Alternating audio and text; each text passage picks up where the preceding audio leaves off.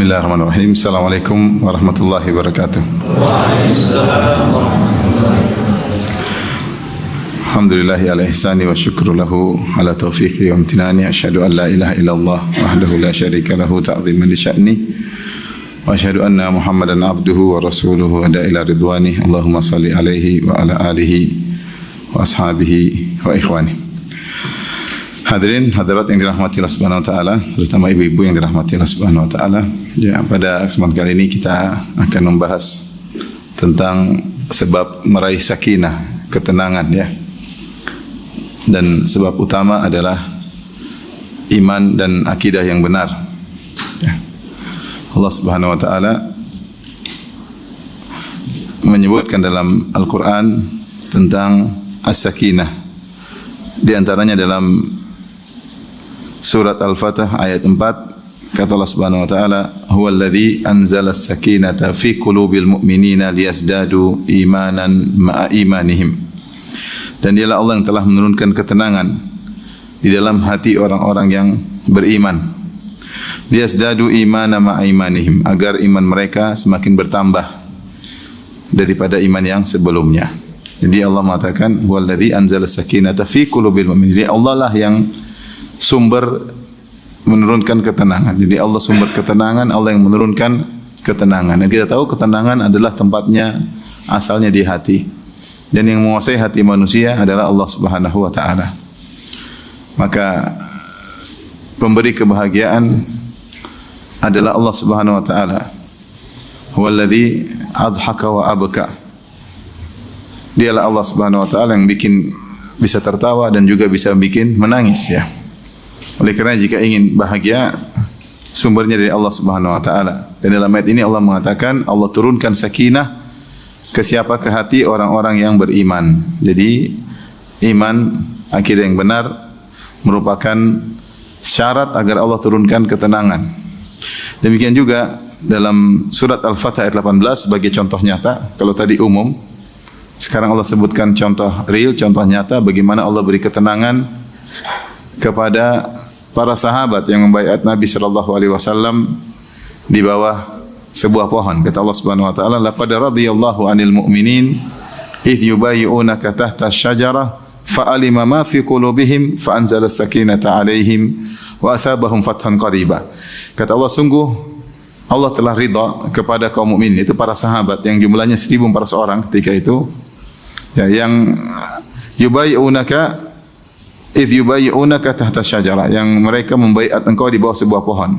Ini kisah yang masyhur, yaitu ketika para sahabat hendak umrah dengan Nabi sallallahu alaihi wasallam, jumlah mereka 1.400 orang. Tahu-tahu mereka dihadang oleh orang-orang Quraisy. Akhirnya Rasulullah SAW kirim Utsman bin Affan radhiyallahu anhu untuk berdiskusi dengan mereka kenapa mereka ditahan di Hudaybiyah, padahal tinggal 20 kilo lagi sudah masuk kota Mekah. Itu pada tahun 6 Hijriah pada bulan Zulqa'dah. Ketika Utsman diutus, akhirnya Utsman ketemu dengan pembesar-pembesar Quraisy.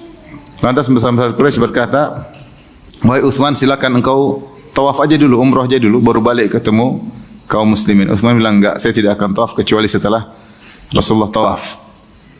Maka akhirnya Utsman tertahan. Ketika Utsman tertahan, maka tersebar hoaks, isu bahwasanya Utsman telah terbunuh. Maka Nabi sallallahu alaihi wasallam pun membaiat para sahabat untuk menghadapi orang-orang Quraisy yang disebut dengan bai'atul ridwan, di mana dalam bai'at tersebut para sahabat siap untuk berperang ya sampai mati membela Nabi sallallahu alaihi wasallam dan tidak akan kabur. Mereka membai'at dengan hati yang tulus. Maka disitulah Allah puji mereka. Laqad radiyallahu 'anil mu'minin. Sungguh Allah telah ridha kepada kaum mukminin. Idh yubayyi'unaka tahta asy-syajarah, ketika mereka membaiat engkau di bawah sebuah pohon. Allah berkata, "Fa'alima ma fi qulubihim." Allah tahu isi hati mereka. Setelah Allah tahu isi hati mereka, kata Allah, "Fa'anzala as-sakinata 'alaihim." Allah turunkan ketenangan pada hati mereka. Jadi syaratnya Allah turunkan ketenangan, kata Allah, "Fa'alima ma fi qulubihim." Allah tahu isi hati mereka. Jadi masalah penting, keyakinan, akidah yang benar, iman yang benar, baru kemudian Allah turunkan as-sakinah, ketenangan. Ini di antara ayat disebut dengan ayat-ayat sakinah, ayat-ayat ketenangan. Dan ternyata Allah janjikan kepada orang-orang yang beriman. Kemudian juga ada ayat-ayat yang semakna dengan ini. Seperti firman Allah, "Ala inna awliya Allahi la khaufun alaihim wa lahum yahzanun." Seperti dalam surat Yunus ayat 62, ya. Yunus 62, kata Allah Subhanahu wa taala sampai 63, surat 10 62 63 dan seterusnya 64 ya, 62 63 64. Allah berfirman, "Ala inna awliya Allahi la khaufun alaihim wa lahum yahzanun." Ketahuilah bahwasanya wali-wali Allah, yaitu orang-orang yang ya loyal kepada Allah, orang-orang yang dekat dengan Allah. Karena al-walayah maknanya adalah loyalitas dan maknanya kedekatan, dan juga maknanya adalah mahabbah. Ya. Jadi mereka loyal kepada Allah, mereka dekat kepada Allah, mereka dicintai Allah. La khaufun alaihim wa lahum yahzanun. Tidak ada kekhawatiran atas mereka dan mereka juga tidak bersedih, yaitu mereka tenang. Apa maksudnya la khaufun alaihim? Enggak usah khawatir atas mereka. Jadi kalau kuasa kita, enggak usah khawatir sama mereka. Misalnya kita ada orang pergi ke suatu tempat yang berbahaya, tapi kita tahu dia jago karate, dia bawa senjata, kita bilang enggak usah khawatir tentang dia. Enggak usah mikirin, enggak usah khawatir. Kenapa? Karena kita tahu dia punya modal yang hebat untuk menempuh jalan yang berbahaya tersebut. Dia jago karate, dia punya senjata, dia bawa pasukan, sehingga kita bilang la khauf alaih, enggak usah khawatirin dia. Enggak usah khawatirin dia. Nah, metode ini Allah gunakan untuk wali-wali Allah. Kata Allah, "Ala inna awliya Allahi la khaufun alaihim wa lahum yahzanun." Ketahui wali-wali Allah, enggak usah khawatir atas mereka dan mereka tidak akan bersedih. Kita ungkapkan ini terkadang ada orang subhanallah, kita kenal dia soleh, kita kenal dia bertakwa, kita kenal dia sabar. Ketika terkena musibah, kita bilang enggak usah khawatir. Orangnya kokoh, orangnya tegar, orangnya kuat. Maka Allah mengatakan la khaufun alaihim, enggak usah khawatir atas mereka. Ini pujian luar biasa bagi wali-wali Allah. Walahum yahzanun, dan mereka tidak bersedih terus menerus. Siapa mereka? Alladzina amanu wa kanu yattaqun. Mereka orang yang beriman dan mereka orang yang bertakwa. Jadi untuk meraih predikat la khaufun alaihim wa lahum yahzanun, tidak perlu dikhawatirkan dan tidak perlu bersedih. Dua, alladzina amanu wa kanu yattaqun, yang beriman bertakwa. Iman yang sering akidahnya benar, bertakwa, melakukan ketaatan, meninggalkan maksiat. Kemudian kata Allah, lahumul busyra fil hayatid dunya fil akhirah. Bagi mereka kabar gembira di dunia maupun di akhirat. Ini dalil bahwasanya orang-orang beriman ya akan merasakan ketentraman, ya, ketenangan di dunia sebelum di akhirat. Di dunia sebelum di akhirat. Karena kata Allah, lahumul busyra fil hayatid dunya. Mereka dapat kabar gembira di dunia wa fil akhirah, demikian juga di akhirat. Contoh lagi ayat yang lain dalam surat An-Nahl.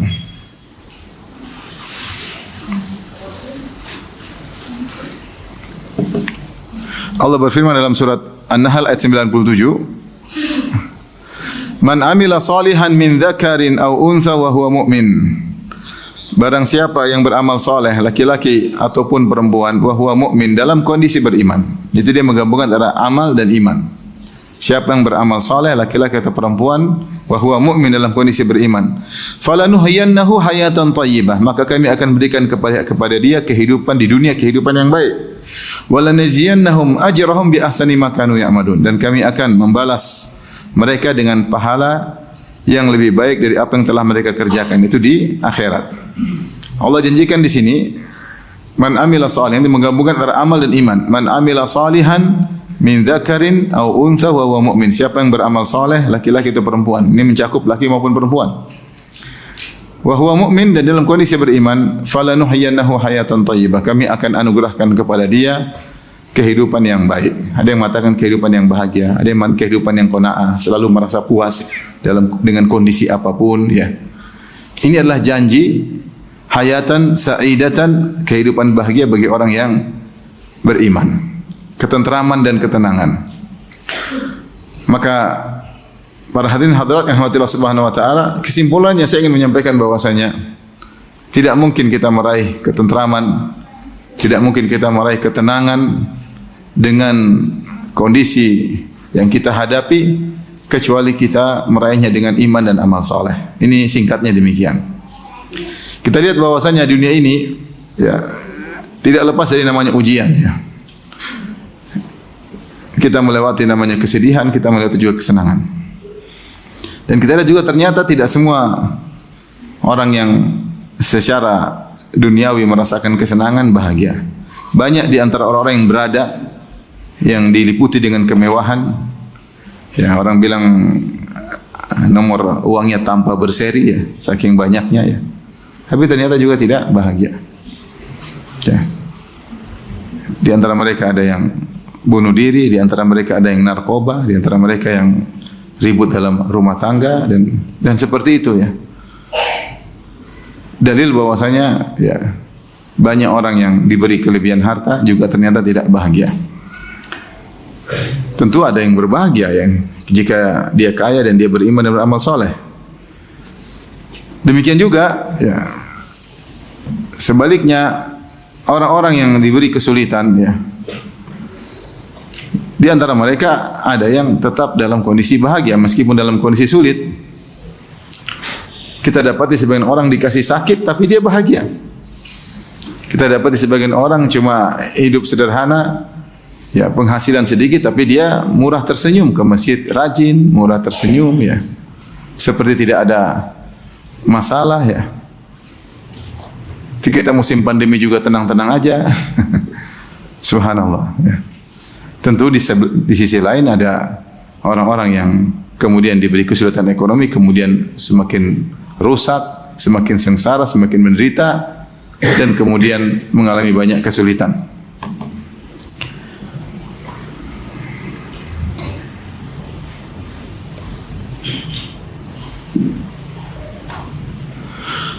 Allah berfirman dalam surat Al-An'am ayat 125.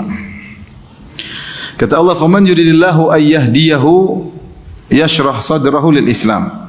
Al-An'am 125. Siapa yang Allah ingin beri hidayah kepadanya, Allah lapangkan dadanya untuk Islam. Ya. Dia nyaman dengan Islam, mudah menerima ajaran Islam. Ya. Wa man yurid an yudhillahu, dan siapa yang Allah ingin sesatkan, yaj'al sadrahu dayyiqan harajan, maka Allah jadikan ya, dadanya sesak lagi sempit, ka'annama yas'adu fis sama', seakan-akan dia sedang mendaki ke langit. Kadzalika yaj'alullahu rijsa 'alal ladzina la yu'minun, dan demikianlah Allah menimpakan siksa kepada orang-orang yang tidak beriman. Saya ingin sampaikan bahwasanya kekayaan ternyata terkadang kelihatannya dia bahagia tapi tidak bahagia. Contohnya ayat ini Allah sebutkan orang yang disesatkan oleh Allah Subhanahu wa taala, Allah jadikan yaj'al sadrahu dayyiqan harajan, Allah jadikan dadanya sempit. Ka'annama yas'adu fis sama', seakan-akan dia naik ke langit.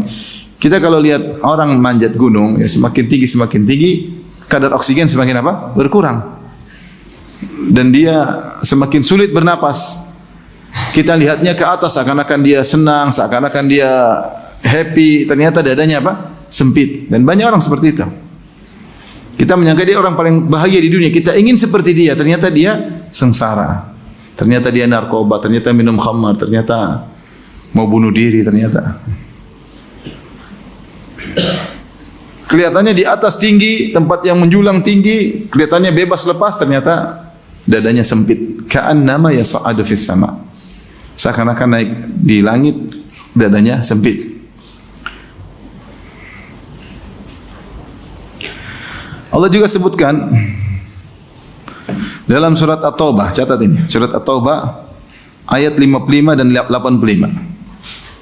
Maksud saya, kalau tidak sertai dengan iman amal saleh, meskipun harta banyak tidak akan bahagia. 55 maupun 85. Kata Allah dalam surat At-Taubah 55, "Fala tu'jibuka amwaluhum wala auladuhum." Jangan engkau terpesona dengan harta mereka dan juga anak-anak mereka. Innama yuridullahu liyu'adzibahum biha fil hayatid dunya wa tazhaqu anfusuhum kafirun. Sungguhnya Allah ingin menyiksa mereka dengan harta dan anak-anak mereka dalam kehidupan dunia, dan kelak akan melayang nyawa mereka sedang mereka dalam kondisi kafir. Jadi Allah bercerita tentang orang munafik yang harta mereka banyak, anak-anak mereka banyak. Jangan takjub, itu kesenangan dunia. Allah telah berfirman dalam ayat yang lain, "Al-malu wal banuna zinatul hayatid dunya." Sungguhnya harta dan anak-anak perhiasan kehidupan dunia. Siapa yang tidak senang harta? Kita semua senang harta. Siapa yang tidak senang anak? Semua kita senang dengan anak-anak. Tapi jika dimiliki oleh orang kafir, Orang-orang yang tidak beriman dan beramal saleh, kata Allah, fala tu'jibuka amwaluhum wala auladuhum. Jangan kau terpesona dengan harta yang kami berikan kepada mereka dan anak-anak banyak milik mereka. Kata Allah, kenapa? Innama yuridullahu liyu'adzibahum biha. Allah ingin menyiksa mereka dengan harta dan anak mereka fil hayatid dunya, di dunia ini. Ternyata harta yang mereka miliki buat mereka tersiksa. Kok bisa? Allah menyebutkan bisa orang kafir tersiksa dengan harta dunia. Pertama tersiksa mereka siksa nyarinya setengah mati, nyari sana, mikir keras. Tidak ada ketenangan, memikirkan persaingan, bagaimana cara trik-trik, bagaimana mikir harta, mikir enggak berhenti. Antum kira orang mikir harta terus itu senang? Sengsara. Terkadang mereka begadang, terkadang ini, takut anu. Sembunyi dari pajak. Punya uang mau beli sesuatu, takut ketahuan pajak. Duit banyak, gemes, mau beli mobil mewah, nggak bisa.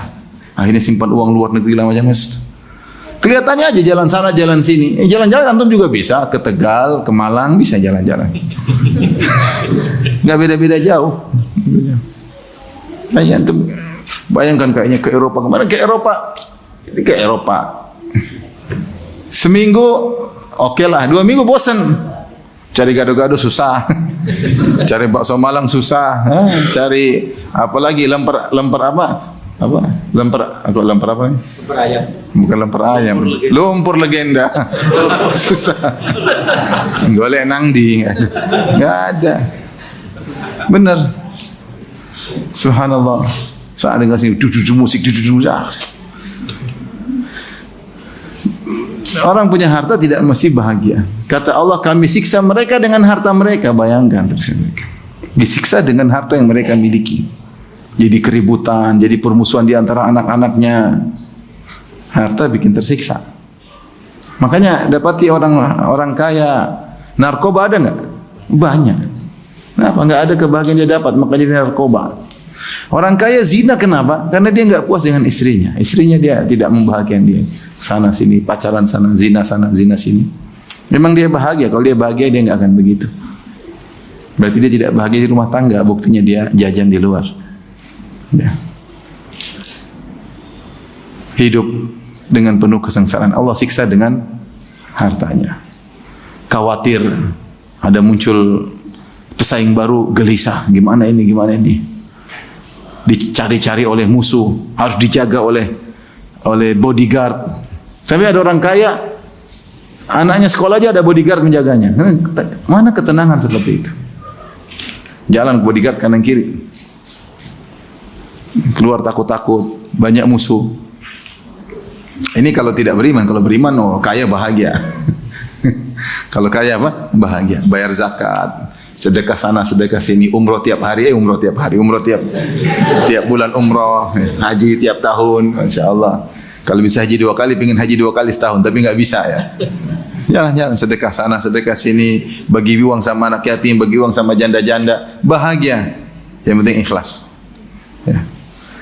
Jadi ternyata ada orang-orang Allah siksa dengan harta mereka. Ada orang-orang Allah siksa dengan anak-anaknya. Allah mengatakan, wala auladuhum. Jangan kau terpesona anak mereka. Anak mereka ini keren-keren, necis-necis ya, Gen Z ya.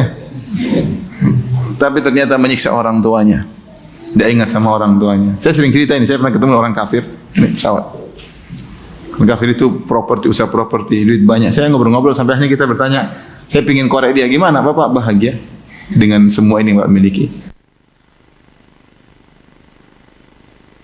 Dekat sama saya. Padahal saya penuhi keinginan mereka semuanya. Saya penuhi keinginan mereka semuanya. Tapi mereka justru sekarang saya di masa tua mereka lupa sama saya. Tidak ada yang tengok, tidak ada yang ziarah, sibuk dengan suaminya, sibuk dengan istrinya, sibuk anak-anaknya. Tersiksa dengan anak-anak. Makanya sekarang di negara-negara kafir banyak orang tidak mau punya anak. Capek ngurusin anak, udah besar, durhaka. Ya tentu tidak semua, tapi banyak. Makanya tidak mau punya anak. Orang Islam kan ingin punya anak, non Muslim.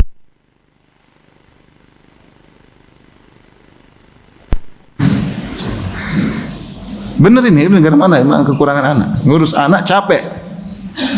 Sampai mereka yang ada cuma kumpul kebo. Saya pergi ke suatu tempat di Eropa, kata teman-teman, Ustaz di sini orang jarang nikah. Dia kalau punya pacar, dia lapor ke semacam Pak Lurah di kampung, sekitarnya, ini Pak Lurah, ini saya mau kumpul kebo, ini kebo saya yang baru. Nanti ganti kebo, ganti lagi. Mana bahagia? Mana bahagia? Makanya buktinya antum lihat negara-negara maju banyak orang bunuh diri, iya enggak? Dengan kemewahan, gemerlap, bunuh diri. Sementara saudara-saudara kita yang hidup dengan penuh penderitaan, Palestina, Suriah, mereka bunuh diri? Enggak. Mereka sabar. Orang Islam sabar, kuat menghadapi ujian. Kenapa? Ada iman yang buat mereka sabar dengan segala penderitaan dunia yang mereka hadapi. Mereka tahu semua adalah ujian hidup. Sementara negara-negara canggih, negara-negara maju, orang bunuh diri. Stres sedikit, nunggu kereta lewat. Sampai dibuat alat bunuh diri yang paling nyaman katanya. Baca di Denmark atau di mana. Alat bunuh diri yang paling nyaman. Mahal harganya, bunuh diri aja mahal. Ya kalau bunuh diri aja mahal. Tinggal masuk dia pencet. Allah, neraka. Iya, ada alat, baca di internet ada. Alat bunuh diri paling nyaman. Dicari orang kaya, kasihan. Alat mati yang nyaman. Kenapa? Penderitaan yang mereka rasakan. Harta bikin mereka sengsara, anak-anak bikin mereka apa? Sengsara. Anak bikin mereka jengkel. Dalam ayat yang sama, dalam ayat yang lain 85 kata Allah, "Wala tu'jibuka amwaluhum wa auladuhum," sama. Jangan engkau terpesona dengan harta benda mereka dan anak-anak mereka. Innama yuridullahu ayyu'adzibahum biha fid dunya. Sungguhnya Allah ingin menyiksa mereka di dunia. Oleh karenanya ikhwan dan akhwat yang Allah Subhanahu wa taala, ya. Kalau seorang tidak beriman beramal saleh, meskipun di depan dia ada sarana-sarana bahagia, dia tidak akan bahagia. Karena kebahagiaan itu yang punya Allah Subhanahu wa taala. Yang buat sakinah, ketenangan, kebahagiaan Allah Subhanahu wa taala. Yang menguasai hati kita Allah Subhanahu wa taala. Wallazi adhaka wa abaka, dia yang bikin tertawa, dia yang bikin menangis. Maka cari kebahagiaan dari Allah Subhanahu wa taala dengan iman yang benar, dengan akidah yang benar, dengan banyak beramal saleh. Jika seorang pun ternyata tidak memiliki dunia, hidup pas-pasan, harta kurang, tapi kalau dia beriman tetap bahagia. Makanya sering saya sampaikan perkataan sebagian salaf menceritakan tentang kebahagiaan yang didapatkan. Dia mengatakan, "Lau alima al-muluk wa abna'ul muluk ma fina minan na'im la jaladuna alaihi." Atau kama qalu, kata mereka, seandainya para raja tahu dan para pangeran tahu tentang kenikmatan yang kita rasakan, tentu mereka akan paksa rebut kebahagiaan kita. Kalau mereka tahu, saya ulangi, kalau para raja tahu dan para pangeran tahu tentang kebahagiaan yang kita rasakan, yang mereka akan rebut meskipun dengan membunuh kita. Artinya mereka orang beriman merasakan kebahagiaan yang luar biasa yang tidak dirasakan oleh para pemilik jabatan, para pemilik harta, para pemilik kekuasaan.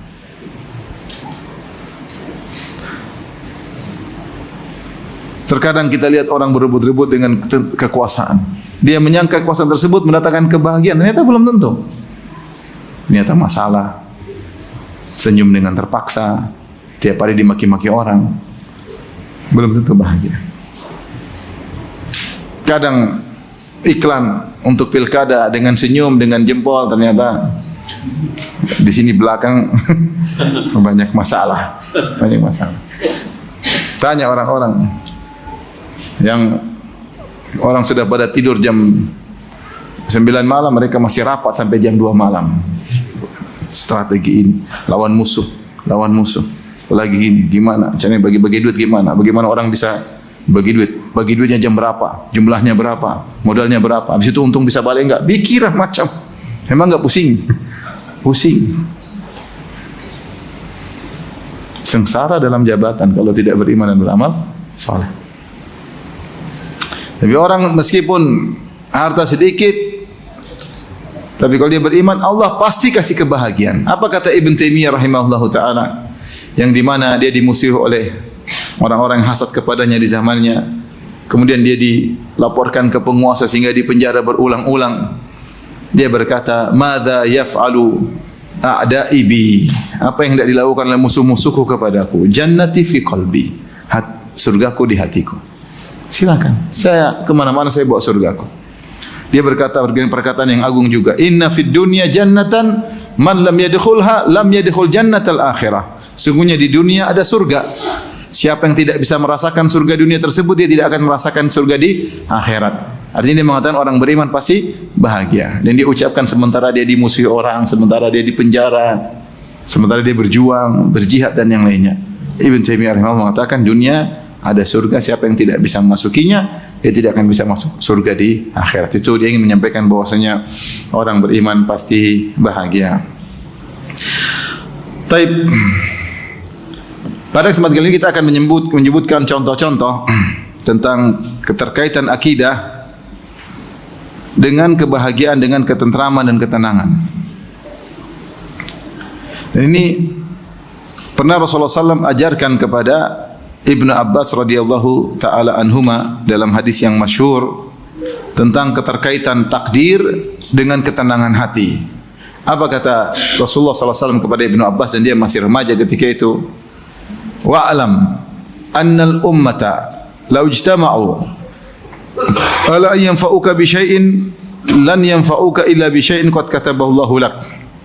Ketahuilah Ibnu Abbas, kalau seluruh manusia bersatu padu berkumpul untuk memberikan engkau manfaat, suatu manfaat, mereka tidak bakalan bisa memberi manfaat kepada engkau kecuali yang telah Allah takdirkan kepadamu. Walau ijtama'u ala ayyadurruka bi syai'in lan yadurruka illa bi syai'in qad kataballahu alaik. Kalau mereka bersatu padu, seluruh manusia di muka bumi ini bersatu padu untuk memberikan mudarat kepadamu, mereka tidak akan bisa beri mudarat kepadamu kecuali yang telah Allah tetapkan padamu akan mengenaimu. Rifa'atil aqlam wa jaffatis suhuf, pena-pena sudah diangkat dan lembaran sudah kering, tidak ada perubahan takdir, selesai. Kemudian juga Rasulullah SAW bersabda, annama asabaka lam yakun liyukhti'ak wa ma akhta'aka lam yakun liyusibak. Kata Nabi sallallahu alaihi wasallam, yakinilah apa yang akan menimpamu kau tidak bisa menghindar darimu, dan apa yang terhindar darimu, meleset darimu, kau tidak akan bisa mendapatkannya, tidak akan bisa mengenaimu. Ini beriman kepada takdir. Rasul ajarkan kepada seorang remaja Ibnu Abbas. Dan ternyata pengaruh beriman kepada takdir luar biasa dalam memberikan apa? Ketenangan. Ya. Dalam memberikan apa? Ketenangan. Orang kalau beriman dengan takdir, dia bilang apa? Qaddarallahu ma syaa fa'al. Ketika terkena hal yang tidak dia sukai, dia langsung beriman. Ini semua sudah takdir. Allah beriman dalam surat Taghabun. Ma asaba min musibatin illa bi idznillah. Wa may yu'min billahi yahdi qalbah. Saya tuliskan ayatnya.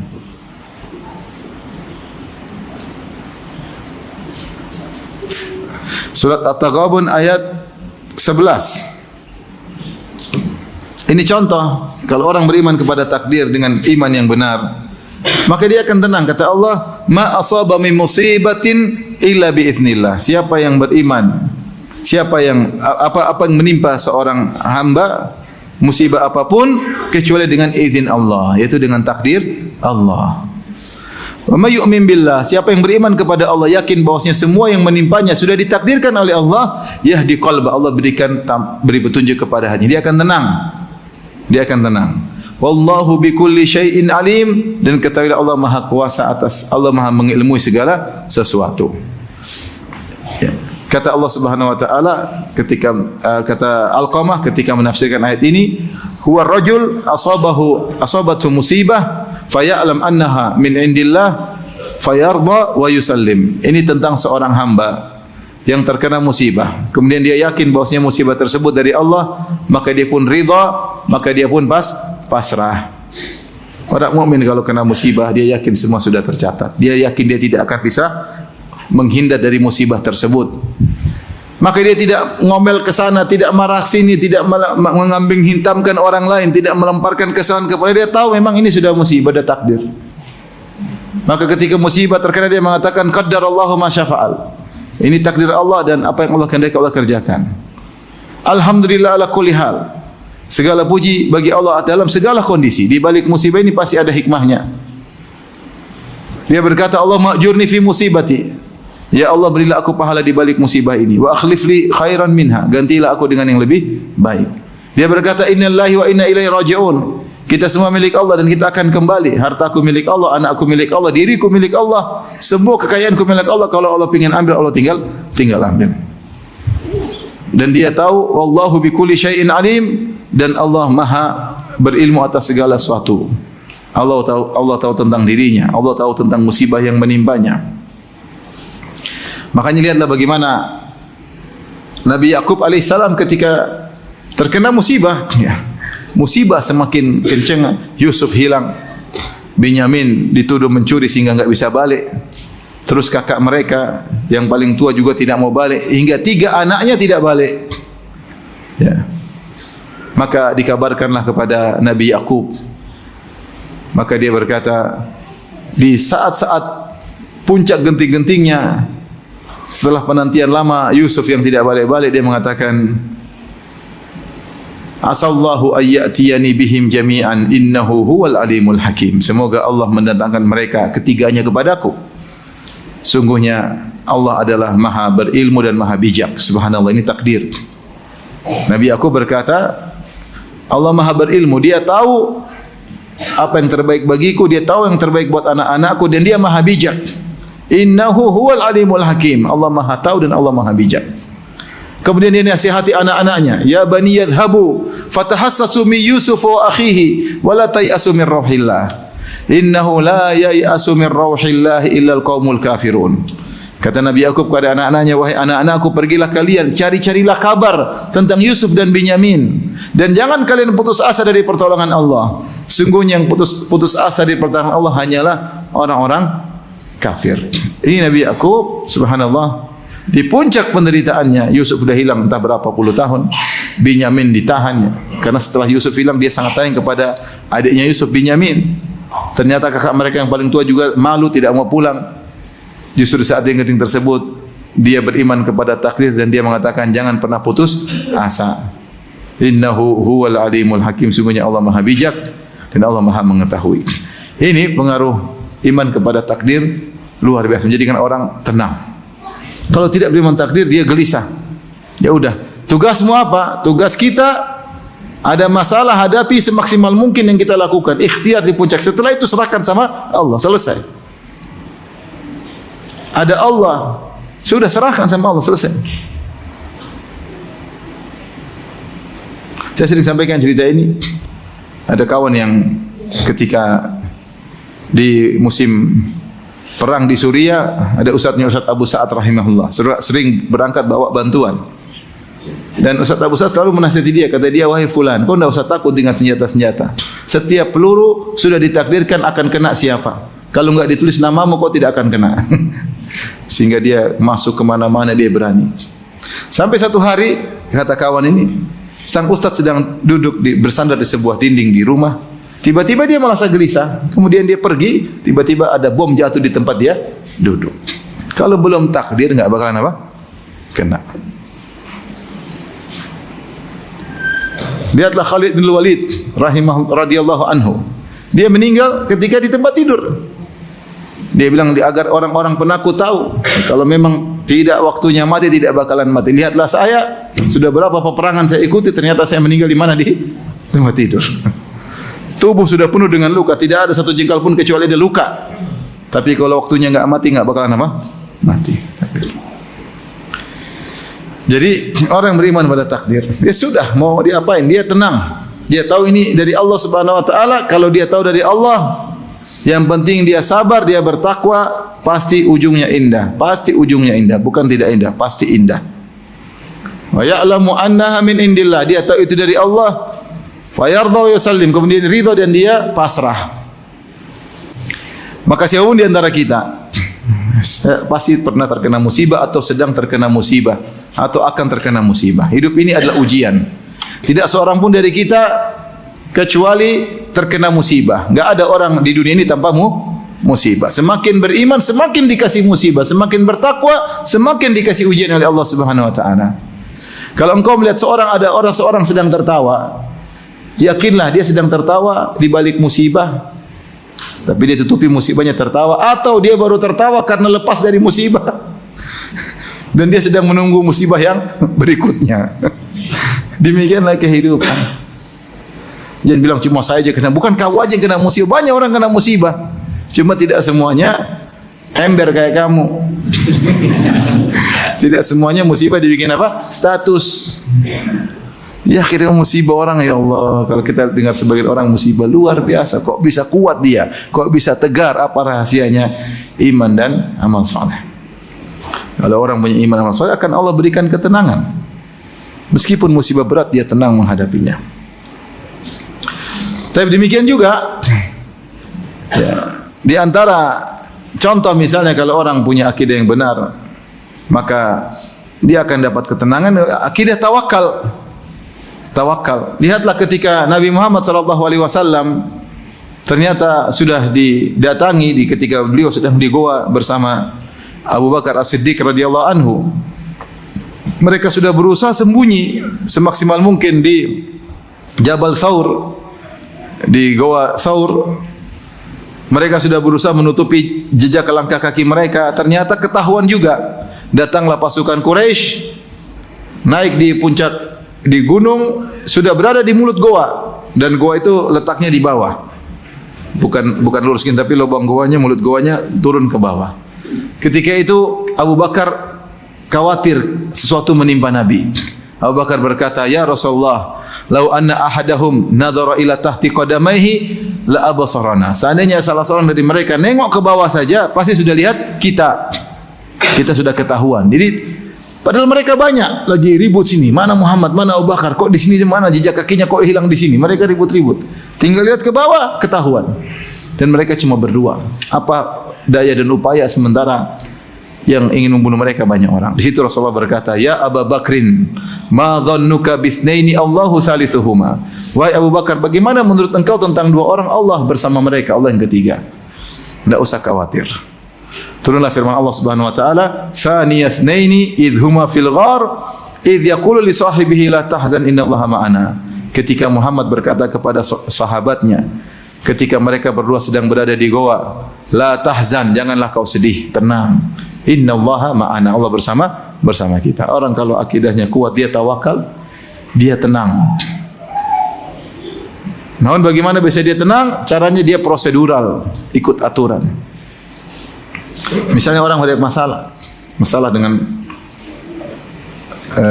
misalnya masalah dengan orang tua marah, orang tua ini, saya sudah berbakti, saya sudah datang, saya sudah memberikan pada orang tua, saya sudah minta maaf, ternyata orang tua masih ngamuk, banting sana, masih menghina. Sudah, fattaqullaha masata'tum, bertakwalah semampunya kepada siapa?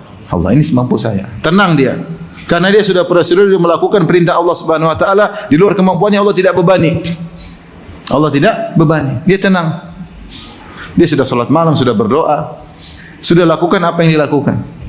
Seperti Nabi SAW dan Abu Bakar, mereka sudah melakukan usaha ikhtiar maksimal. Toh akhirnya ketahuan sama musuh, mereka tenang. Pasti ada jalan keluar.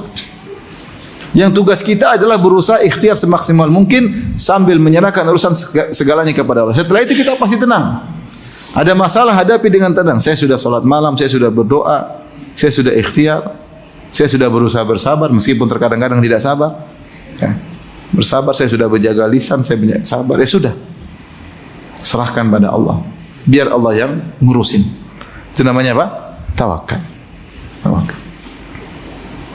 Saya sudah didik anak, saya sudah masukkan ke pondok.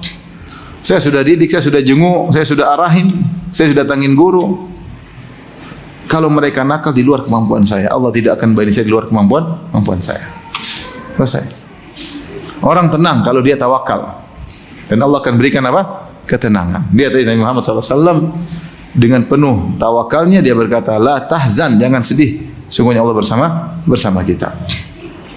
Maka akidah yang benar, tawakal ini sangat penting ya. Kalau orang tidak tawakal sama Allah, hatinya gelisah. Nanti apa kata orang, nanti gimana? Dia enggak tawakal. Ada orang datang kepada saya, kemudian dia berkeluh kesah, dia bilang, "Ustaz, nanti bagaimana? Nanti kata orang, nanti bagaimana? Saya maksudnya begini, nanti mereka enggak." Saya bilang, "Ente sudah tenang aja, ente kan sudah benar. Ente sudah benar, ente lakukan yang sudah benar, ente sudah nasihat dengan cara yang benar. Terus apa yang mau dikhawatirkan? Nanti orang bilang apa? Biarin orang bilang apa. Kalau kita khawatir, kalau kita tidak prosedural, itu yang jadi masalah. Tapi kalau kita sudah prosedural, ikut aturan Allah, sudah serahkan sama Allah Subhanahu wa taala. Itu di luar kemampuan kita. Ente paksa pun ente tidak bisa menguasai hati manusia. Ente tidak bisa menyuruh seluruh orang semua suka sama ente, enggak bisa. Afa anta tukrihun nasa hatta yakunu mu'minin. Allah katakan kepada Nabi, aku ingin paksa orang semuanya beriman, enggak bisa. Itu hati urusan siapa? Allah. Sudah tawakal aja, yang penting lakukan yang bisa kau lakukan. Setelah itu selesai. Ibu punya suami, udah ibu suami nakal, udah ibu nasihati, ibu layan dengan baik, ibu berusaha, ya berusaha ke salon, ya sudah berusaha cantik, ya. Ternyata suami masih pingin seperti Korea, ya sudahlah. Saya nggak mungkin beroperasi plastik, nggak mungkin. Ya. Udah mandi susu sudah, ya udah berarti ya udahlah jalannya aja. Saya sudah tawakal, selesai. Yang penting sudah ikhtiar semaksimal mungkin. Orang udah tawakal, ikhtiar, tenang, ya udahlah, jalani aja. Ya, biarkan Allah lakukan apa yang Allah lakukan. Tapi harus prosedural, kalau enggak repot. Contoh di antara bahwasanya akidah yang benar buat bahagia. Orang yang ikhlas. Orang ikhlas orang yang paling bahagia. Kenapa paling bahagia? Dia selalu fokus apa yang nilai Allah kepada saya, itu yang dia fokuskan, bukan penilaian manusia. Sehingga dia tidak mengharap sanjungan manusia. Dia melakukan kebaikan, dicaci maki orang, biarin aja. Dia enggak ada urusan. Karena dia yang cari adalah keridhaan Allah Subhanahu wa taala. Dia baca Al-Qur'an sembunyi-sembunyi, tidak butuh pengakuan. Dia bahagia. Ibnu Taimiyah mengatakan orang yang riya, orang yang sengsara. Kenapa? Selalu dia mencari perhatian manusia. Selalu pencitraan. Sebelum dia beraktivitas, dia sudah pikir dulu gimana caranya supaya di like orang, supaya banyak orang suka, supaya orang perhatiin. Dia mikir dulu, gelisah, bikin tim macam-macam. Ketika dia beraksi, mulai timnya semua kurang bagus, ganti lagi, begini caranya, begini rumit ya. Kamu tadi syuting harus saya jalan dulu begini, harusnya begini, biar kelihatan keren, biar kelihatan tawadhu, biar kelihatan awal. Kalau lagi syuting jangan jam mahal saya, jangan kelihatan, kasih tahu, simpan dulu. Repot. Hidup kayak munafik. Nanti kemudian sudah dipublish, ternyata yang nonton cuma sedikit. Aduh, ini ada salah, harus ulangi lagi. Gelisah. Nanti kalau yang sudah like banyak, bahagia luar biasa. Ternyata yang like 12.000 orang. Luar biasa. Bahagia, tapi saat besok dia bikin yang like cuma 6.000, dia sengsara. Kenapa cuma 6.000? Sengsara. Sudah terbiasa dengan yang like 12.000 orang. Sengsara. Kalau orang ikhlas nggak ada urusan. Mau like nggak ada urusan. Tugas saya hanya menyampaikan. Yang lebih baik dari kita aja ada yang pengikutnya cuma satu orang. Wan nabiy ma'ahu salasa. Ada 3 orang, rajul wa rajulani. Ada nabi pengikutnya 3 orang, ada nabi pengikutnya 2 orang, ada pengikut nabi 1 orang. Wan nabiy wa laysa ma'ahu ahad. Ada seorang nabi tidak ada pengikutnya sama sekali. Apakah mereka sengsara gara-gara tidak ikut? Apakah mereka bergembira, menderita? Jawabannya tidak. Allah memuji Nabi Nuh alaihissalam. Nabi Nuh berdakwah 950 tahun. Pengikutnya cuma 80 orang. Wa ma amana ma'ahu illa qalil. Tidak beriman kepadanya kecuali sedikit orang, Nabi Nuh alaihissalam, dan berdakwah 950 tahun. Ya. Apa kata Allah? Innahu kana 'abdan syakura. Dia hamba suka bersyukur. Bayangkan.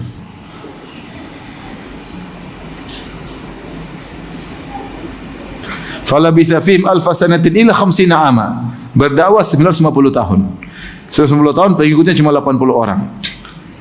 Berarti kalau kita bagi 80, 950 bagi 80, 11 orang cuma 1 orang dapat hidayah. Dari setiap 11 tahun cuma 1 orang dapat apa? Hidayah. Ceramah 11 tahun cuma 1 orang dapat hidayah. Kalau berceramah umatnya nutup telinganya. Ayo Nuh mau ceramah silakan, tafadhal. Kalau enggak tutup kepalanya. Kabur, musuhin dia, hina-hina dia. Tapi apakah dia menderita? Enggak, Allah mengatakan innahu kana 'abdan syakura. Sungguhnya dia hamba yang pandai bersyukur. Kenapa? Karena hamba tersebut ikhlas. Dia hanya mencari keridhaan Allah Subhanahu wa taala. Tapi kalau kita tidak ikhlas, kita butuh pengakuan, butuh balas budi, menderita. Ada orang, Ustaz, saya sudah baikin adik saya enggak dihormati, Ustaz. Sedih dia. Karena kau berbuat baik sama adik cari penghormatan, enggak usah cari penghormatan. Berbuat sama keluarga karena perintah Allah. Kau berbuat baik pada kerabat, mereka hormati engkau, alhamdulillah, enggak ada masalah. Justru ketika kau tidak dihormati, justru disitulah pahalamu semakin sempurna. Karena kau benar-benar dilatih oleh Allah untuk berbuat baik tanpa mencari pengakuan dari keluarga. Ada kawan 2 orang datang pada saya. Yang pertama dia bilang, Ustaz, saya serba salah. Kalau saya kasih duit banyak sama kakak adik, mereka bilang sombong. Duit banyak. Kalau saya kasih sedikit, katanya pelit. Sudahlah, sabar. Ada lagi kawan datang lagi, Ustaz, saya bantu keluarga saya, bantu kakaknya. Kakak enggak pernah terima kasih sedikit pun, selalu marah-marah. Kenapa? Dia bilang, kau itu bantu saya wajib, dulu yang cebokin kamu siapa? Terus kalau kamu cebokin saya suruh bayar 2 miliar gitu. Mending ambil pembantu. Saya bilang, enggak usah, biarin aja. Kamu harus ikhlas. Bantu keluarga karena Allah, bukan agar diakui sama dia. Diakui sama dia juga enggak ada faedahnya. Diakui sama kakak, sudahlah, itulah. Tenang, kalau ikhlas tenang. Mau dibilang, biar saya cari ridha Allah. Lihatlah ketika Abu Bakar As-Siddiq, dia memerdekakan budak-budak yang lemah. Ayahnya datang, Abu Quhafa. Kan Abu Bakar namanya Abdullah bin Abi Quhafa. Bapaknya namanya Abu Quhafa, masuk Islam belakangan. Masuk Islam pada tahun di Fatu Makkah 8 Hijriah. Jadi bapaknya kafir melulu. Ketika awal-awal di Mekah, dakwah Abu Bakar memerdekakan budak-budak yang lemah, budak-budak tua, yang lemas, bukan yang budak-budak kuat yang. Maka ayahnya datang, kata dia, wahai anakku, saya dengar kau memerdekakan si budak ini, si budak ini, si budak ini. Kenapa kau memerdekakan budak-budak yang lemah? Merdekakanlah budak-budak yang kuat, sehingga mereka akan bela engkau suatu saat, ada manfaatnya. Budak-budak lemah ngapain? Pilih. Kata Abu Bakar, innama aradtu ma aradtu. Dia jawab begitu aja. Saya melakukan sesuatu yang ada tujuan saya. Maka Allah turunkan firman-Nya, alladzi yu'ti malahu yatazakka wa ma li ahadin 'indahu min ni'matin tujza illa ibtigha'a wajhi rabbihil a'la wa la sawfa yarda. Kata Allah, Abu Bakar As-Siddiq yang mengeluarkan hartanya yatazakka dalam rangka untuk mensucikan dirinya, bukan untuk meminta pamrih utang budi dari budak yang dia merdekakan. Dia bersedekah untuk membersihkan dirinya. Saya ulangi, dia bersedekah yatazakka untuk membersihkan dirinya, bukan untuk minta balas budi dari orang budak yang dia merdekakan. Dan dia melakukan kesedihan bukan untuk balas budi. Mama li ahadin indahu min ni'matin tujza. Dia tidak bukan balas budi. Apa dia lakukan? Kenapa? Illa batigha'a wajhi rabbil a'la, karena mengharap wajah Allah. Kata Allah, wala saufa yarda. Dia akan ridha, yaitu dia pasti masuk surga. Inilah Abu Bakar contoh. Kita melakukan apa? Karena Allah Subhanahu wa taala. Kenapa kau begitu? Ya, saya pingin aja. Ini urusanku. Kenapa enggak begini? Kenapa enggak begitu? Kenapa enggak begini? Ini urusanku. Jadi seorang kalau terbiasa mencari keridhaan Allah, maka dia akan menjadi orang yang bahagia. Ya, dia akan menjadi orang yang bahagia karena dia tidak peduli dengan komentar manusia. Yang dia cari sudah benar atau tidak yang saya lakukan. Allah ridho enggak dengan perbuatan saya ini? Allah ridho enggak dengan sikap saya ini? Kalau Allah ridho, selesai urusan. Sementara orang yang riya, orang yang sengsara. Demikian juga akidah yang benar, ya. Seperti Allah sebutkan tentang masalah takdir di surat Al-Hadid.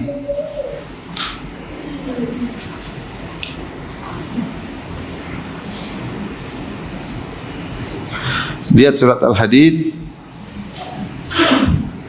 ayat 22. Coba Ibu buka surat Al-Hadid surat 57 ayat 22. Kata Allah Subhanahu wa taala 22 dan 23 ya. Ma asaba min musibatin fil ardi wala fi anfusikum. Tidak ada musibah yang menimpa di atas muka bumi atau menimpa diri kalian. Itu menimpa kita, menimpa anak kita, harta kita, atau musibah menimpa di atas muka bumi, bencana alam dan semisalnya. Wala fi anfusikum illa fi kitabin min qabli an nabra'aha. Semuanya kecuali sudah tercatat di kitab Lauhil Mahfuz. Min qabli an nabra'aha, sebelum kami eksekusi, sebelum kami wujudkan dalam secara real kejadian-kejadian tersebut. Ya, sebelum kau terkena musibah sudah tercatat. Ya. Dan Rasulullah telah mengatakan, Inna Allah kataba maqadir al-khalaiq qabla an yakhluqa samawati wal ard bi 50 alf sanah. Allah telah mencatat takdir seluruh makhluk 50.000 tahun sebelum Allah ciptakan langit dan bumi. Bukan 50.000 tahun sekarang, enggak. 50.000 tahun sebelum Allah ciptakan langit dan bumi. Langit dan bumi diciptakan kapan? Enggak tahu berapa juta tahun yang lalu, enggak ada yang tahu. Sebelum itu 50.000 tahun sebelumnya semua takdir sudah tercatat. Makanya Allah mengatakan, ma asaba min musibatin fil ardi wala fi anfusikum. Tidak ada musibah yang menimpa di atas muka bumi atau menimpa diri kalian kecuali illa fi kitab, kecuali telah tercatat di Lauhul Mahfuz. Min qabli an nabra'aha, sebelum terjadi. Inna dzalika 'ala Allah yasir. Semua itu mudah bagi Allah. Apa tujuannya? Likaila ta'sau 'ala ma fatakum, agar kalian tidak berduka cita atas apa yang luput dari kalian. Ini di antara orang tenang. Lewat ya sudah. Memang takdir enggak bisa kita hindari. Mobil tabrakan udah enggak bisa hindari. Itu pasti sudah tercatat. Ya. Anak meninggal qadarullah, enggak bisa kita hindari. Sudah meninggal. Memang sedih tapi tidak bisa kita hindari. Enggak bisa. Sudah tercatat. Ma asabaka lam yakun liyukhti'ak. Apa yang menimpamu tidak akan bisa meleset darimu. Enggak bisa meleset. Enggak bisa. Kamu sudah berusaha. Makanya dikatakan la yanfa'ul hadzar ma'al qadar. Waspada, hati-hati, tidak ada manfaatnya kalau sudah ditakdirkan, selesai. Sudah berobat, berusaha agar kalau waktunya meninggal, meninggal. Ya. Ini pasti terjadi. Makanya ketika Talha bin Ubaidillah ditikam dalam suatu peperangan, ditikam oleh orang. Ketika ditikam langsung dia berkata, apa yang diucapkan pertama? Wa kana amrullahi qadaran maqdura. Sungguhnya takdir Allah sudah ditetapkan. Ini dia tahu. Ini sudah Allah catat, saya akan meninggal dunia. Demikian juga Umar bin Khattab ketika ditikam dia ucapkan kata yang sama. Wa kana amrullahi qadaran maqdura. Saya ditikam ini sudah ditakdirkan oleh siapa? Allah Subhanahu wa taala. Apalagi Rasulullah SAW pernah ketika naik Jabal Uhud bersama Abu Bakar, bersama Umar, bersama Utsman. Bersama Abu Bakar, Rasulullah mengatakan, kemudian Jabal Uhud bergoyang. Kata Rasulullah SAW, uskun ya Uhud, fa inna ma alaika nabiyyun wa siddiqun wa syahidan. Diam engkau wahai gunung Uhud, yang sedang berada di atasmu adalah seorang nabi, seorang siddiq yaitu Abu Bakar, wa syahidan, dan dua orang yang mati syahid. Siapa? Umar dan siapa? Utsman. Ketika ditikam, kata Umar, wa kana amrullahi qadaran maqdura. Perkara Allah sudah ditetapkan. Kalau kita qadarullah masya' sudah. Kata Allah, likaila ta'sau, agar kalian tidak berduka cita, tidak terlalu berluput berlama-lama. Orang sedih ada tapi tidak berlama-lama. Rasulullah juga sedih tapi tidak berlama. Sudah, ini takdir Allah, terima.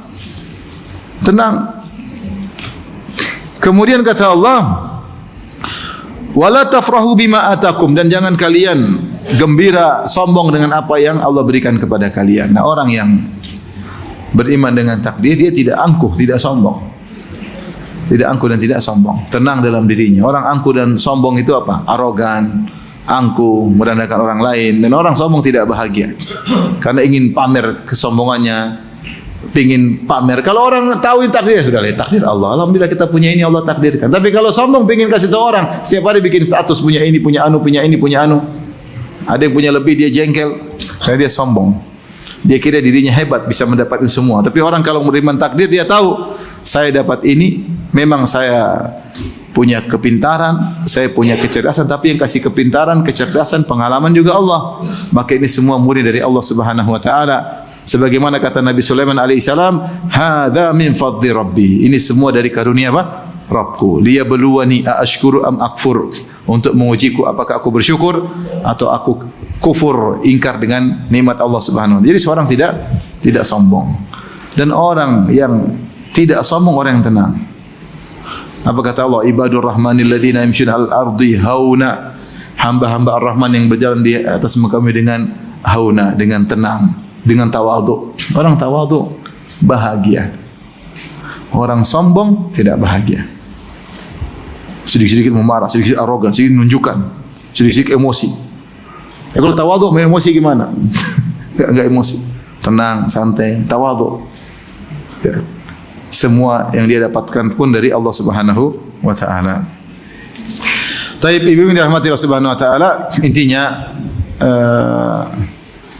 kalau ingin bahagia, ingin sakinah, ya, dalam segala hal apapun, kuatkan akidah.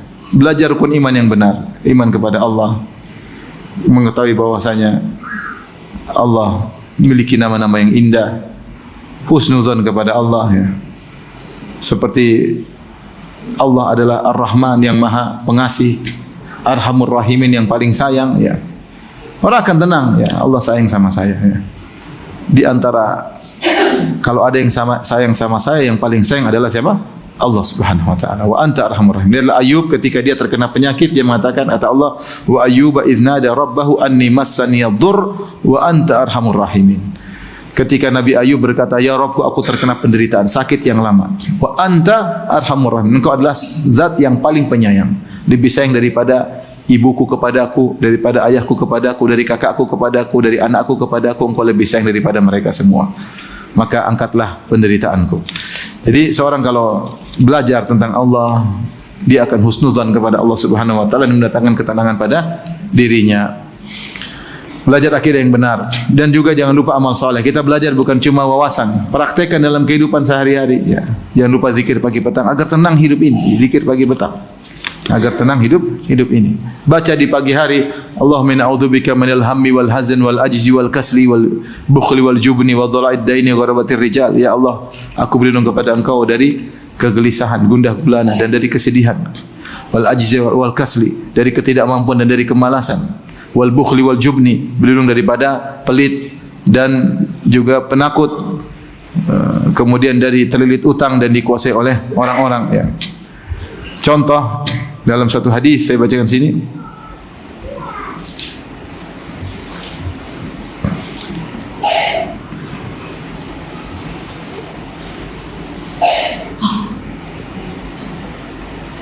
Dari Abi Sa'id Al-Khudri radhiyallahu taala anhu, qala dakhala Rasulullah sallallahu alaihi wasallam dzata yaumin al-masjida.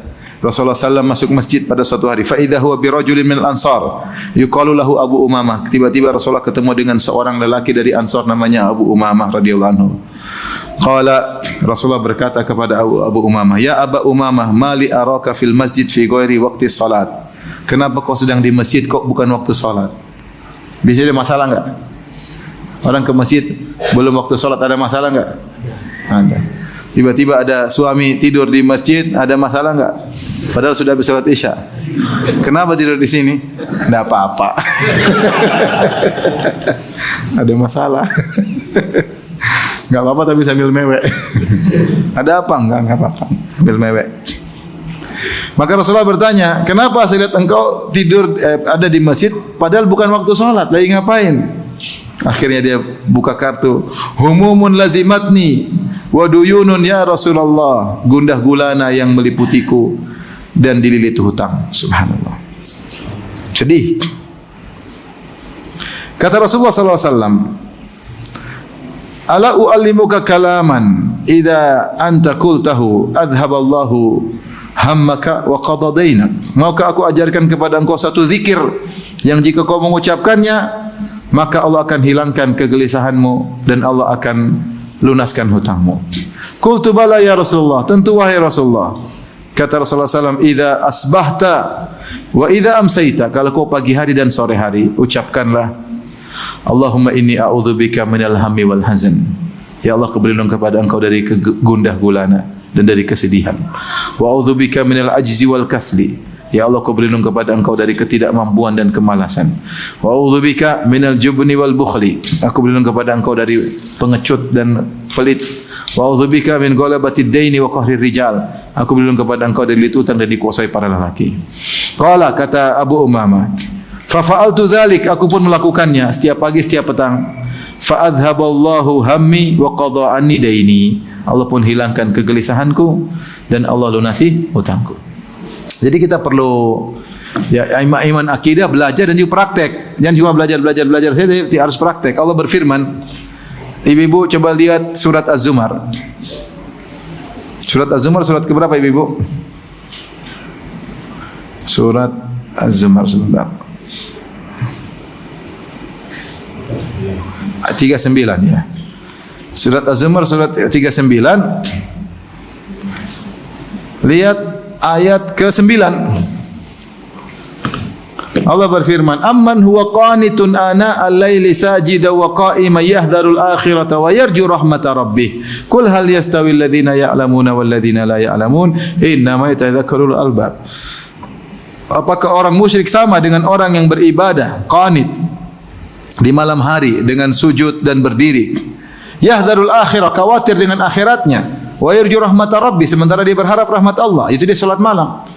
Kata Allah, apakah sama orang berilmu dengan orang tidak berilmu? Jawabannya tidak sama. Allah ingin menyampaikan orang berilmu ada aplikasinya. Aplikasinya salat malam. Maka kita ngaji-ngaji, Ibu, enggak mungkin tenang kalau kita enggak praktek. Prakteknya kita ibadah, zikir pagi petang, kita salat duha, tenang. Ya. Kata Nabi sallallahu alaihi wasallam, "Ayajazu ahadukum, apakah salah seorang kalian tidak mampu salat 4 rakaat fi awalin nahar?" Tidak sempat bisa salat 4 rakaat di awal pagi hari. Siapa yang salat 4 rakaat di awal hari, maka Allah akan penuhi dia urusannya sampai petang hari. Seorang kalau salat malam kemudian berdoa kepada Allah, dia menangis di malam harinya, besok dia bahagia. Insyaallah besok dia bahagia. Malam dia nangis salat setengah jam kemudian berdoa, "Ya Allah, hamba-Mu yang penuh dengan kekurangan, hamba-Mu yang miskin, hamba-Mu yang susah, hamba-Mu yang begini." Nangis. Besok dia bahagia insyaallah taala. Malam-malam dia ketawa ketiwi nonton film Korea, besok dia sengsara. Jangan lupa, ingin bahagia baca Quran. Baca Quran ada setiap hari. Ini sekarang latihan kita Ramadan baca Quran. Sebelum Ramadan kita sudah sering baca Quran ya. Pengin bahagia, sedekah. Semua amal soleh mendatangkan kebahagiaan dengan ikhlas, tapi ingat, semua amal soleh datangkan kebahagiaan dengan syarat apa? Ikhlas. Jangan bikin amal soleh tapi guys, ya. Masukkan upload ke publish, tunggu. Ini tidak bikin bahagia. Bikin bahagia seluruh amal soleh jika dikerjakan dengan ikhlas. Maka kebahagiaan itu bukan cuma milik orang kaya. Kebahagiaan bukan milik para pejabat, bukan orang yang terkenal aja. Semua orang bisa bahagia. Kaya miskin bisa bahagia. Ya, terkenal enggak terkenal bisa bahagia. Ya. Yang penting beriman dan beramal saleh. Demikian saja. Wallahu a'lam bishawab. Yang bisa sampaikan, semoga Allah memberikan kita ketentraman, ketenangan dan kebahagiaan di dunia maupun di akhirat. Amin ya rabbal alamin. Ada yang bertanya, saya persilahkan. Pak Ustaz, ana mau tanya, bagaimana kita tahu musibah yang kita alami itu ujian dari Allah atau hukuman dari Allah? Intinya, kalau saya sering sampaikan, kalau yang ditimpa musibah adalah para ulama, para nabi, kemungkinan besar adalah itu adalah ujian untuk mengangkat derajat. Tapi kalau ditimpa model-model kita, ini kemungkinan besar adalah teguran. Kalau enggak dibilang hukuman, apa? Teguran. Siapa di antara kita yang imannya tinggi? Ibu-ibu mana yang tidak pernah angkat suara sama suami? Ada enggak ibu-ibu enggak pernah angkat suara sama suami? Subhanallah, ada orang bisu nikah sama orang bisu. Ini istrinya enggak pernah angkat suara. Anaknya enggak bisu, enggak bisu. Ternyata orang, sampai cerita-cerita aja, ada orang bisu, laki-laki bisu nikah sama perempuan bisu, istrinya enggak pernah angkat suara. Dia nikah lagi sama wanita bisu yang kedua, jadi dia poligami. Laki-laki bisu, istrinya 2 bisu. Anaknya tidak bisu. Nah, ibu-ibu mana yang tidak pernah angkat suara? Tidak pernah mandang suami dengan pandangan sinis. Tidak pernah. Kalau ibu seperti itu, seperti Khadijah, terus terkena musibah, insya Allah itu ujian. Tapi kalau ngomel, nuntut, ya, disuruh enggak nurut, suami bangun tidur dibiarin aja, tidak diurusin, ya. Ya, ini susah kalau begitu ya. Kemungkinan kalau ada musibah, kemungkinan apa? Teguran. Kemungkinan apa? Teguran. Ya. Demikian kita juga. Siapa di antara kita laki-laki yang tidak bermaksiat? Siapa yang bisa jaga pandangannya? Siapa yang sholat 5 waktu tepat pada waktunya? Siapa yang ke masjid dengan semangat ya? Habis.